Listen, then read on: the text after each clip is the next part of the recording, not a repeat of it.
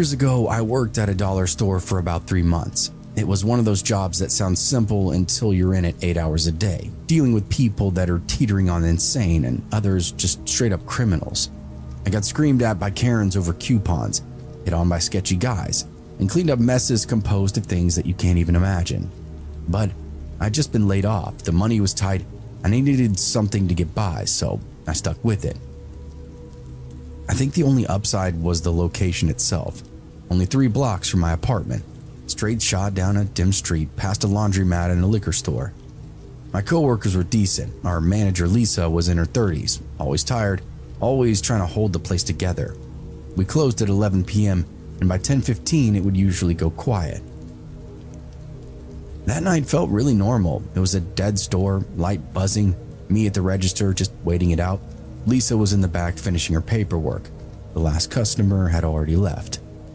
Then the door slams open. A guy rushes in out of breath and eyes wide. Not drunk or high, he just looked terrified. "You need to lock the doors," he said. "Right now. Call the police." Lisa came out from the back, bracing for another issue. "Sir, what?" "I just passed your alley," he cut in. "There's 2 guys, masked. They're not hanging out. They're about to knock this place down, and one of them has a gun." Oh shit. Lisa didn't hesitate. She locks the door, flips the sign to closed even though we still had time left. I grabbed the phone, called the police, tried to keep my voice steady while my eyes stayed glued to the windows out front. The police showed up relatively quickly, lights washing over the store as they checked the alley, the side of the building, every place they could find. Nothing though. These men were gone, apparently. The officers then came in and told us they'd stay parked outside until we closed for real this time, just in case. That was a relief, but we were still scared. I'm 5'6", about 150 pounds, and I don't scare easily. I've lived in places where you learn to keep moving and mind your business. I've walked home plenty of times without thinking twice, but that night was different. Armed thugs just a walk away. And not just because of that, but because those guys vanished so fast, they could be anywhere. So I called my boyfriend.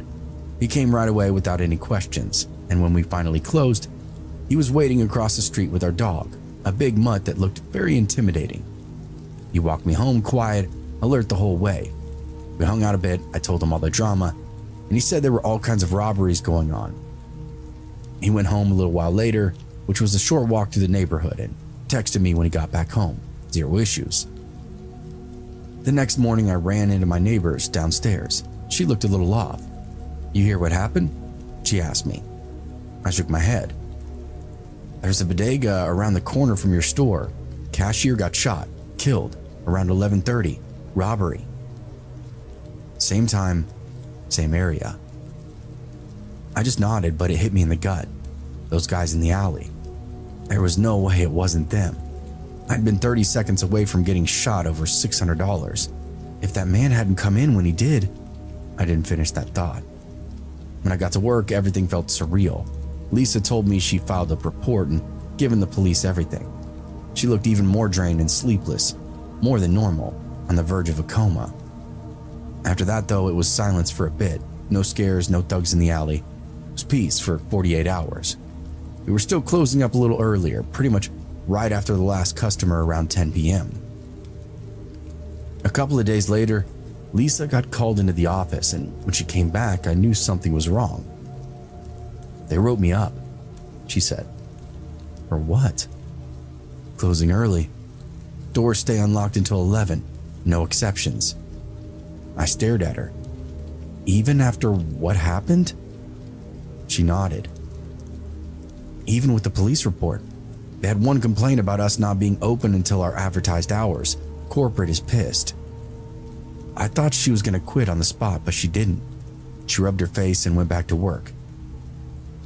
"I've got bills," she said when I pushed. "I can't just walk." And that was that. The next night fell off from the start. Same routine, same slow crawl to closing, but there was tension under everything else.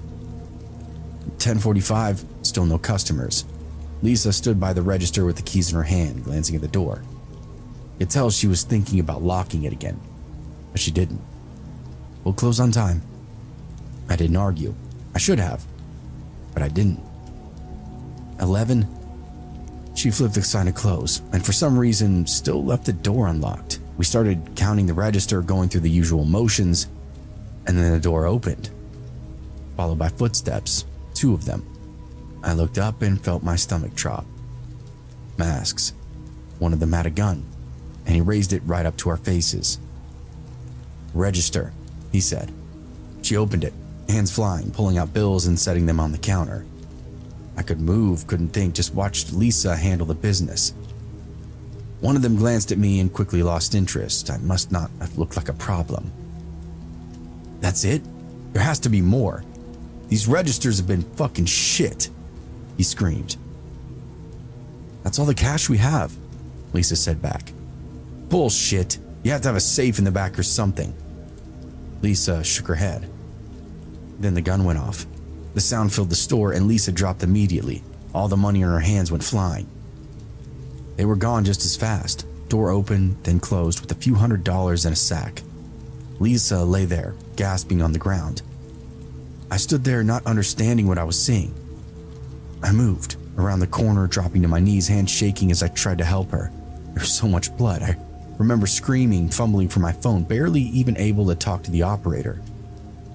The cops came back and medical was on scene right behind them. We did everything we could, but it was over before it even began.